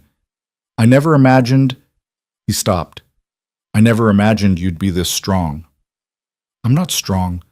I'm just tired of being afraid. That's the same thing. Maybe it was. Claire didn't know anymore. Adrian made a call. Claire heard him speak in low tones, arranging a meeting with Marcos for the next morning. When he hung up, his expression was grim. It's set, he said. Tomorrow at 10, Marcos's office. And if he says no, then we run, far and fast, and hope it's enough. They spent the rest of the night planning. Adrian went over everything he knew about Marcos's operation, about the rival crew, about the players involved. Claire absorbed it all, trying to understand the world she was stepping into. Around 3 a.m, they finally stopped. Adrian stretched out on one of the beds, Claire on the other. The silence between them was heavy, but not uncomfortable. Claire? Adrian's voice came through the darkness. Yeah? Thank you. For what? For not running, for staying, for... He paused. For seeing something in me worth saving. Claire thought about that. About all the reasons she should have run, should have gone to the police, should have let Adrian handle this alone. And about the one reason she hadn't. You saw me first, she said quietly, before anyone else did, before I even saw myself. So yeah, I'm staying. She heard him exhale. Okay. Okay. They lay there in the dark, neither of them sleeping, both of them knowing that tomorrow would change everything. The morning came too fast. Claire woke to find Adrian already up, dressed, his expression set in hard lines. Ready? He asked. No, she wasn't ready, but she nodded anyway. They drove to Marcos's office, a legitimate import business that served as a front for everything else he ran. The building was downtown, modern glass and steel, the kind of place that looked completely ordinary from the outside. Inside, it was a different story. Security everywhere. Cameras. Men in suits who watched them with flat, dangerous eyes. They were escorted to an elevator, then to the top floor. The doors opened onto a reception area that looked like it belonged to a corporate law firm. Sleek furniture, abstract art. Nothing that suggested the man who ran this place had built his empire on violence. A woman at the desk gestured them toward a door. Mr. Reyes is expecting you. Adrian's hand found Claire's, squeezed once. Then they walked through the door together. Marcos Reyes sat behind a massive desk, his hands folded, his expression unreadable. He was older than Claire expected, mid-50s maybe, with silver threading through his dark hair. He looked like someone's uncle, harmless. Claire knew better than to trust that. Adrian, Marcos said. His voice was smooth, cultured. It's been a long time. Not long enough, Adrian replied. Marcos smiled. And this must be Claire, the woman who's caused so much trouble. Claire lifted her chin. I didn't cause anything. No? Then why is Victor calling me at 2 in the morning, demanding I authorize a full hunt for you and Adrian? Because Adrian has something you want, and Victor's too proud to admit he got played. Marcos's smile widened. You've got fire. I like that. He leaned back in his chair. Sit, both of you. Let's talk about what happens next. They sat. Claire's heart was pounding, but she kept her face calm. Marcos looked at Adrian. Victor tells me the drive you gave him is fake. It is, Adrian admitted. So you lied to me. I lied to buy time. Time for what? Time to offer you something better than a list of old contacts. Adrian leaned forward. I hear you've got a problem with the Castellano crew. Territory dispute that's costing you money and getting messy. Marcus's expression didn't change. Where did you hear that? I still have sources, and I still know how to solve problems like this. You've been out of the game for 3 years. Doesn't mean I forgot how to play. Marcos studied him. Then he looked at Claire. And what's her role in this? She stays safe, Adrian said. That's non-negotiable. Everything's negotiable, Adrian. You should know that. Marcos stood, walked to the window. But let's say I'm interested. What exactly are you proposing? I broker a deal with Castellano. End the dispute. Get him to back off your territory without it turning into a war. And if you can't, then I handle it another way. By handle it, you mean whatever it takes. Marcos turned. And if I agree to this, you want what in return? Your freedom? Victor off your back? Both? Plus Claire walks away clean, no threats, no surveillance, no repercussions. That's a lot to ask for one negotiation. I'm offering you peace instead of war. That's worth more than whatever was on that list. Marcos considered this. The silence stretched. Claire barely breathed. Finally, Marcos nodded. All right. You've got 72 hours. Solve my Castellano problem and we're square. You, Victor, all of it. Finished. And Claire? Untouchable. You have my word. Your word means something. Marcos smiled coldly. When it comes to business, always. Adrian stood, extended his hand. Marcos shook it. 72 hours, Marcos repeated. Don't waste them. They left the office, got back in the elevator, made it to the car before Claire finally spoke. We just made a deal with the devil. Yeah, Adrian said. We really did. The 72 hours started the moment they left Marcus's building. Adrian drove them to a diner across town, one with peeling vinyl booths and coffee that tasted like it had been sitting on the burner since yesterday. They needed to think, and Adrian said he always thought better with bad coffee. Claire stirred her cup without drinking it. So how do you broker peace between two groups who want to kill each other? Very carefully. Adrian pulled out his phone and started scrolling through old contacts. First, I need to figure out what Castellano actually wants. Territory disputes are never just about territory. There's always something underneath. Like what? Money, respect, revenge. Could be anything. He stopped scrolling, his expression darkening. I know someone who might have information, but calling her means opening a door I've kept closed for 3 years. Her? Elena Voss. She used to handle intelligence for both crews. Neutral party. If anyone knows what's really driving this fight, it's her. So call her. Adrian hesitated. Elena and I have history. Not good history. Does that history matter more than getting out of this alive? He looked at her. No, it doesn't. He made the call. Claire watched his face change as someone answered. Tension in his jaw.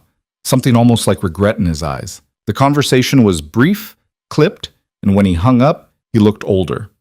She'll meet us, tonight, neutral ground. He drained his coffee. But she wants to meet you too. Me?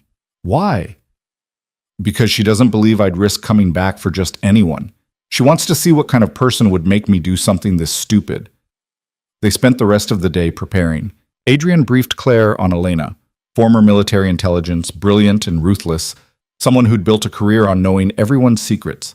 She'd left the government after some kind of incident Adrian wouldn't elaborate on and had gone private, selling information to whoever paid best.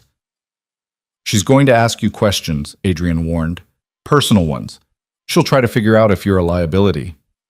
What should I tell her? The truth. Elena can smell a lie from a mile away. They met Elena in a wine bar in the financial district. It was the kind of place where a glass of mediocre red cost $20, and everyone pretended to know what they were tasting.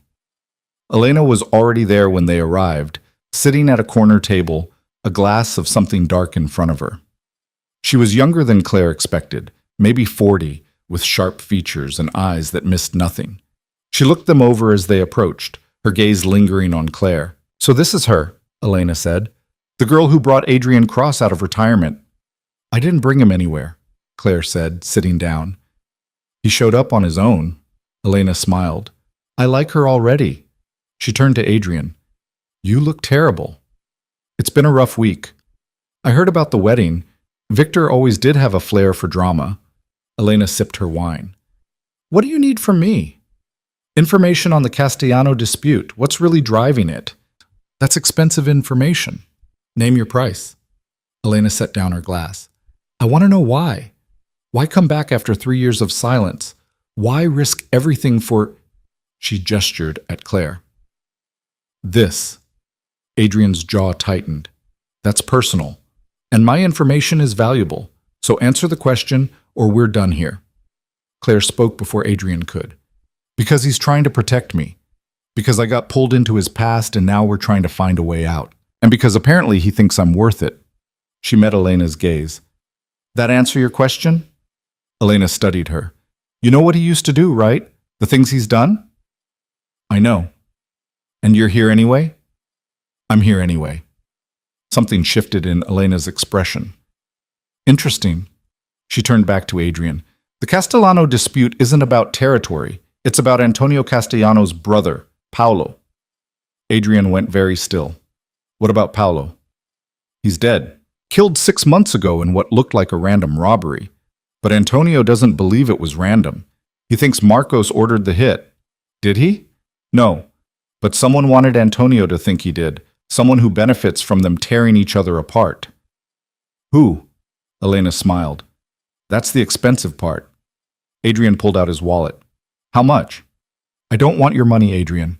Elena leaned forward. I want a favor. One favor, no questions asked, to be called in when I need it. That's a blank check. That's the price. Adrian looked at Claire. She nodded. What choice did they have? Fine, Adrian said. One favor. Elena pulled out her phone and slid it across the table. On the screen was a photo of a man, late 30s, expensive suit, cold smile. Marcos Santos. He runs a smaller operation, nothing compared to Marcos or Castellano, but ambitious. He's been feeding Antonio false information about Paolo's death, planting evidence that points to Marcos. When they go to war, Santos moves in and takes whatever's left. So we expose Santos. It's not that simple. Santos has already convinced Antonio. You'd need proof. Hard, undeniable proof. And Santos is smart. He doesn't leave evidence lying around. Claire spoke up. What if we got Antonio to talk to us? If we could show him he's being played? Antonio doesn't trust anyone, especially not someone who used to work for Marcos. Elena looked at Adrian. He'd shoot you on sight. Then we don't go through Antonio, Claire said. We go through someone he does trust. Elena raised an eyebrow. Who did you have in mind? Paolo's widow, if she's still alive. Elena's smile widened. Now, that's interesting. Yes, Maria Castellano is alive. And yes, she's the only person Antonio listens to anymore. But getting to her won't be easy. She's under constant protection. Can you arrange a meeting? Adrian asked. I can try, but it'll cost you another favor. Elena, relax. This one's on the house. Call it professional curiosity. I want to see if you two can actually pull this off. She finished her wine and stood. I'll reach out to Maria. If she agrees, I'll let you know. Until then, stay out of sight. Santos has people watching for you." She left. Claire and Adrian sat in silence for a moment. "Two favors to Elena Voss," Adrian said quietly. "That's going to come back to haunt me." "We'll deal with it when it does." Claire looked at him. "Do you think Maria will talk to us?" "I don't know. If she's anything like I remember, she's grieving and angry. That makes people unpredictable." They left the wine bar and went back to the motel. The waiting was the worst part. Claire tried to sleep but couldn't. Every sound made her jump. Every car that drove past made her wonder if Santos had found them. Around midnight, Adrian's phone buzzed. He read the message, then looked at Claire. Maria agreed. "Tomorrow afternoon. A church in Little Italy." "A church?" "Neutral ground. No weapons allowed. Elena will be there to mediate." Claire nodded. "Okay, so we convince a grieving widow that her husband's death is being used to start a war. Simple." Adrian almost smiled. "Nothing about this is simple." They arrived at the church the next day at 2 in the afternoon. It was old, built sometime in the early 1900s, with stained glass windows and the smell of incense and old wood. Elena was waiting outside. "She's inside," Elena said. "Front pew. And she's not alone. She brought her brother-in-law, Antonio." Adrian cursed. "You said she'd come alone." "I said I'd arrange a meeting. I didn't say I could control who she brought." Elena shrugged. "Consider it a bonus. If you convince her, you convince him too." They walked inside. The church was dim, quiet except for the echo of their footsteps. Maria Castellanos sat in the front pew, dressed in black, her face pale. Next to her was a man who had to be Antonio, broad-shouldered, dark-eyed, radiating barely controlled fury. Antonio stood when he saw Adrian. His hand went to his jacket. "No weapons," Elena said sharply. That was the deal. Antonio's hand stayed where it was. "You've got 5 minutes, Cross. Then I'm walking out and you're a dead man." Adrian stopped a few feet away. "I'm not here to fight. I'm here because you're being played." "By who?" "Marcos Santos." Antonio's expression didn't change. "Santos is a friend. He brought me evidence about Paulo." "Evidence he fabricated," Adrian interrupted. "Santos wants you and Marcos to go to war so he can move in afterward. Paulo's death had nothing to do with Marcos." "You're lying." "I'm not. And I can prove it." Maria spoke for the first time, her voice soft but steady. "How?" Adrian looked at her. "The robbery that killed Paulo. The police report said he was killed for his wallet and watch. But Paulo never wore a watch. He had a scar on his wrist from a childhood accident and was self-conscious about it. Anyone who knew him would know that." Maria's breath caught. "How do you know about the scar?" "Because Paulo and I did business years ago. Before I left, he was good people." Adrian's voice softened. "I'm sorry for your loss, but Santos is using Paulo's death to manipulate you. The evidence he gave you, the witness statements, the financial records linking Marcos to the hit, it's all manufactured." "Prove it," Antonio demanded. Adrian pulled out a folder Elena had given him. "These are the real financial records from the night Paulo died. Santos doctored the ones he showed you. You can verify this with your own people." Antonio grabbed the folder, flipped through it. His expression darkened with each page. Maria stood. "If what you're saying is true, if Santos really—" Her voice broke. "Why? Why would he do this?" "Because he's ambitious and ruthless. Because he knows that if you and Marcos destroy each other, he can take everything you've built." Claire spoke now, her voice gentle. "Your husband died because he was in the wrong place at the wrong time, not because of some conspiracy. And Santos is trying to turn that tragedy into a war." Maria looked at Claire, really looked at her. "Who are you?" "Someone who understands what it's like to have people use you for their own purposes." Claire met her gaze.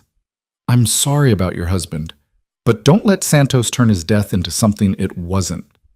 Antonio threw the folder down. "If this is true, Santos is a dead man." "That's not going to solve anything," Adrian said. "You kill Santos, you start another war. More people die. More families get destroyed." He paused. "Or you let me handle it. Let me arrange a meeting with Marcos and Santos. We expose what Santos did. We end this without more bloodshed." "And why would you do that?" Antonio demanded. "What's in it for you?" My freedom and hers, Adrian gestured to Claire. We're trying to get out, and the only way we can do that is if this dispute ends. Antonio and Maria exchanged a look. Some silent communication passed between them. Finally, Maria nodded. All right, you have 48 hours. If you can prove Santos orchestrated this, we'll stand down. But if you're lying, I'm not lying, Adrian said. They left the church. Claire's legs were shaking, but she managed to stay upright until they got back to the car. That went better than expected, Elena said. Don't jinx it, Adrian replied. Now comes the hard part. The hard part was convincing Marcos to meet with Santos while Antonio watched. Adrian spent the next 12 hours making calls, calling in favors, and piecing together a plan that had about 1,000 ways to go wrong. Finally, he arranged it. Neutral location, a warehouse in the industrial district.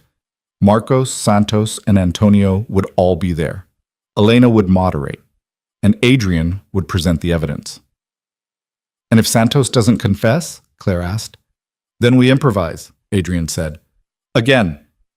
They arrived at the warehouse an hour before the scheduled meeting. Adrian walked the perimeter, checking exits, looking for problems.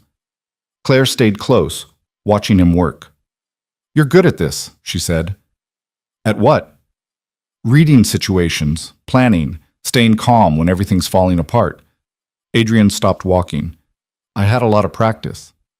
Do you miss it? The life you left behind? He was quiet for a long moment. Sometimes. Not the violence, not the fear, but the clarity. Knowing exactly who I was and what I was supposed to do. He looked at her. But then I think about the person I was becoming. Cold, empty, and I remember why I left. And now? Now I'm somewhere in between. Not who I was, not who I wanted to be, just trying to survive. That's all any of us can do, Claire said quietly. The others started arriving. Marcos came first, flanked by 2 bodyguards. Then Antonio, alone but clearly armed.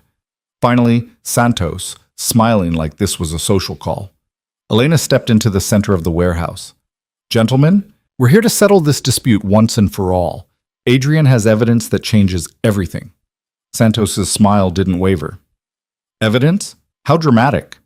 Adrian stepped forward. You told Antonio that Marcos ordered Paulo's death. You provided documents, witness statements, financial records. All of it pointed to Marcos. Because it was true, Santos said smoothly. Except it wasn't. Adrian laid out the real financial records. These are the actual transactions from that night. The ones you showed Antonio were altered. You hired someone to kill Paulo and make it look like a robbery. Then you framed Marcos for it. Santos's smile finally faded. That's quite an accusation. It's the truth. And I have the witness to prove it. Adrian nodded to Elena. Elena pulled out her phone and played a recording. A man's voice filled the warehouse, shaky, scared, but clear. Santos paid me $10,000 to kill Paulo Castellano. Said to make it look like a robbery. Said there'd be more money after. I didn't know he was going to frame Marcos. I needed the money. The recording ended. Marcos's expression was carved from ice. Where did you get this? Elena has sources, Adrian said. Good ones. Santos took a step back. This is fabricated, a setup. Antonio moved fast. He had his gun out and pointed at Santos before anyone could react. You killed my brother. You used his death to turn me into a weapon against Marcos. Antonio, wait. Santos's composure finally cracked. It wasn't supposed to happen like this. Paulo wasn't supposed to be there that night. It was just business went wrong. Business. Antonio's voice was deadly quiet. You killed my brother for business. Antonio. Marcos spoke now, his voice cutting through the tension. Put the gun down. Why? So you can do it instead? No. So we can do this the right way. Marcos turned to Santos. You wanted a war, you almost got one. But instead, you're going to disappear. Tonight. You're going to dismantle your operation, liquidate your assets, and leave this city. If I ever see you again, there won't be a conversation. Santos looked around the warehouse, saw Marcos's cold fury, Antonio's rage, Adrian's steady gaze, and finally understood he'd lost. Fine, Santos said. I'm gone. You have 12 hours, Marcos said. After that, I stopped being reasonable. Santos left without another word. The warehouse fell silent. Marcos turned to Antonio. I'm sorry about Paolo. I didn't know. If I had, you would have done what? Antonio lowered his gun. Prevented it? You couldn't have? No, but I wouldn't have let Santos use it against us both. Marcos extended his hand. We done fighting? Antonio stared at the hand. Then he shook it. We're done. Marcos looked at Adrian. Impressive work. You solved my problem. We're square. And Victor? I'll call him off. You and the girl walk away clean, like we agreed. Adrian nodded. Thank you. Don't thank me. Just disappear again. And this time, stay disappeared. Marcos left. Antonio followed. Soon it was just Adrian, Claire, and Elena. Elena smiled. Well, that was entertaining. You got your recording pretty fast, Adrian said. I have my methods. She pocketed her phone. Remember, Adrian, you owe me 2 favors now. I'll collect eventually. I know. Elena left. Adrian and Claire stood in the empty warehouse, the weight of the past 72 hours finally settling on them. Is it over? Claire asked. Yeah, it's over. She wanted to feel relieved, triumphant, something, but all she felt was exhausted. They went back to the motel one last time. Adrian made the final calls to Marcos, confirming the deal was done. To Marcus, thanking him for the help. To Victor, who apparently took the news of his dismissal with surprising grace. Then he turned to Claire. You can go home now. Back to your family. Back to your life. What about you? I'll disappear. Find somewhere quiet. Start over again. Claire looked at him. This man who'd lied to her, saved her, pulled her into chaos, and then fought to get her out of it. Is that what you want? What I want doesn't matter. Yes, it does. She stepped closer. You spent 3 years trying to be someone different, someone better, and then you came back to your old life to save me. So what happens now? You just run away again? What else is there? You could stay, not in this city, not in this life, but with me. We could figure it out together. Adrian stared at her. Claire, you don't owe me anything. I'm not offering because I owe you. I'm offering because in the middle of all this insanity, you were the only thing that felt real. Her voice shook, but she kept going. I spent 4 years being invisible, being the broken twin that everyone pitied. And you saw me. You made me feel like I mattered. So yeah, maybe it started as a lie. Maybe you were just some criminal trying to be better. But somewhere along the way, it became something else. And I'm not ready to walk away from that. Adrian's defenses were crumbling. She could see it in his eyes. You deserve better than someone like me. Maybe, but I get to decide what I deserve. And right now I'm deciding you're worth the risk. He closed the distance between them. His hand came up to cup her face, his touch gentle, despite the violence those hands had committed. If we do this, he said quietly, I need you to understand something. I'm never going back to that life. Not for Marcos, not for anyone. I'm done. I know. And I'm going to spend the rest of my life trying to be the person you think I am. You already are. She leaned into his touch. You just need to believe it. He kissed her then. Soft at first, then deeper, like he was pouring everything he couldn't say into that one gesture. And Claire kissed him back, feeling something inside her finally settle into place. When they pulled apart, Adrian was smiling. So what now? Now we go home. Talk to my family, figure out how to explain all of this. That's going to be a fun conversation. Probably not, but we'll handle it. She took his hand. Together. They left the motel the next morning, drove back to the city, back to the vineyard where this whole mess had started. Claire's parents were there, Stella too. They'd been staying at the venue, waiting for Claire to come back. When the car pulled up, her mother ran out, tears streaming down her face. Claire, oh thank God!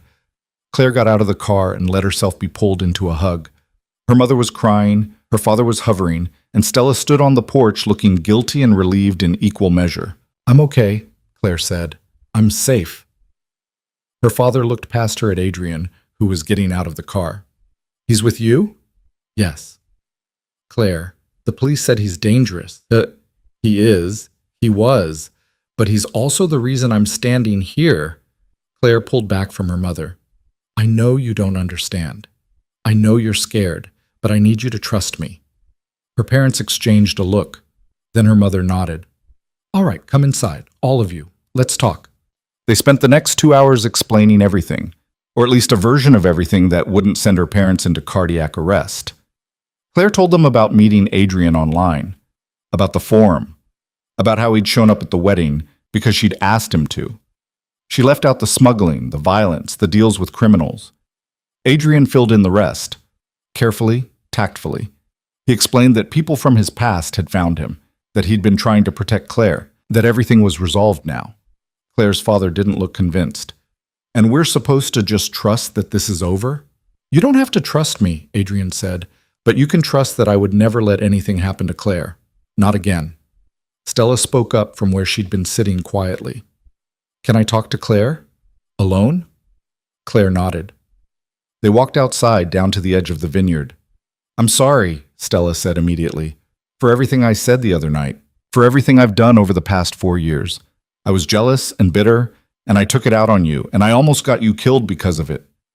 You didn't almost get me killed. That was on me. Claire looked at her sister. But yeah, you hurt me. A lot. I know, and I don't expect you to forgive me right away, but I want to try to make it right, however long it takes. Claire considered this. The anger was still there, the hurt, but underneath it was something else, the memory of being kids together, of being two halves of a whole before everything got complicated. Okay, Claire said quietly. We can try. Stella's eyes filled with tears. Thank you. They stood there for a moment, two sisters who'd spent years growing apart, starting the slow process of finding their way back together. That night, Claire and Adrian stayed at a hotel near the vineyard. Tomorrow, they'd figure out where to go next, what city to move to, what kind of life they wanted to build. But tonight, they just existed. Two people who'd been broken in different ways, finding something whole in each other. Claire? Adrian's voice came through the darkness. Yeah? Thank you for choosing me, for seeing something in me worth saving. She rolled over to face him. You saved yourself, Adrian. I just reminded you why it mattered. He pulled her closer, and for the first time in longer than Claire could remember, she felt safe, seen, like she wasn't just the invisible twin anymore. She was Claire Bennett, the woman who'd walked into danger and come out stronger, the woman who'd looked at a man's worst parts and chosen to see his best, the woman who'd finally learned that being broken didn't make her less. It made her real. 6 months later, Claire stood in the same vineyard where everything had started. But this time, she wasn't hiding in the background. She was front and center, wearing a dress she'd chosen herself, one that didn't try to hide her missing arm, but celebrated it instead. The prosthetic she wore was beautiful, custom designed with delicate metalwork that caught the light. Around her, people gathered, her family, Adrian's new friends, people from the legitimate business he'd started, far from his old life, and Marcus Chen, who'd somehow become an unlikely ally. Stella stood beside her as maid of honor, their relationship still healing but stronger than it had been in years. Her parents were in the front row, her father's expression cautiously approving as he watched Adrian wait at the altar. Adrian, who'd kept his promise, who'd built a new life, a legitimate one, helping people navigate career transitions, especially those trying to leave dangerous situations behind, who'd proven every day that people could change if they wanted it badly enough. The ceremony was simple. No elaborate vows, no grand declarations, just two people who'd found each other in the darkness and decided to walk toward the light together. When the officiant pronounced them married, Adrian kissed her like she was the only person in the world, and Claire kissed him back, feeling the weight of everything they'd survived and everything they'd overcome. Later, at the reception, her mother pulled her aside. Are you happy? She asked. Claire looked across the room at Adrian, who was laughing at something Marcus said, looking lighter than she'd ever seen him. Yeah, Mom, she said. I really am. Even with everything that happened, everything you went through? Claire thought about the question, about the fear and the violence and the impossible choices, about discovering strengths she didn't know she had, about learning that being seen was sometimes worth the risk. Especially because of it, she said finally. I spent 4 years being invisible, being safe, and I was miserable. Sometimes the things that break us are the same things that teach us how strong we really are. Her mother hugged her tight. When did you get so wise? When I stopped letting other people decide what I was worth. The reception continued into the night, dancing and laughter and toasts that made everyone cry. At one point, Elena Voss appeared, uninvited but not unwelcome, and handed Adrian an envelope. Your first favor, she said. Calling it in. Adrian's expression tightened. Now? Relax, it's easy. I need you to consult on something. One meeting, that's all. She smiled at Claire. Congratulations, by the way. You two actually made it work. I'm impressed. She left as mysteriously as she'd arrived. Should I be worried? Claire asked. Probably, Adrian admitted. But we'll handle it like we handle everything else. Together? Always. As the night wound down and guests started leaving, Claire and Adrian slipped away to a quiet corner of the vineyard. The same place Claire had stood 6 months ago, dreading a night of being overlooked. You know what the funny part is? Claire said. If you hadn't shown up at that wedding, none of this would have happened. Victor wouldn't have found us. I wouldn't have ended up in a warehouse with a gun to my head. We wouldn't have had to make deals with criminals. Is there a point to this trip down memory lane? The point is, I wouldn't trade it, any of it, because it led here. To this. She gestured at the vineyard, the lights, the life they were building. To us. Adrian looked at her, really looked at her. You're remarkable, you know that? I'm just someone who got tired of being invisible. No, you're someone who chose to be seen, even when it was dangerous, even when it was terrifying. That takes courage most people don't have. Claire leaned into him. So do you. Choosing to leave that life. Choosing to be better. That took courage too. They stood there as the last guests filtered out, as the lights dimmed, as the vineyard settled into quiet. Two people who'd been broken in different ways, who'd found each other in chaos, who'd chosen love over fear.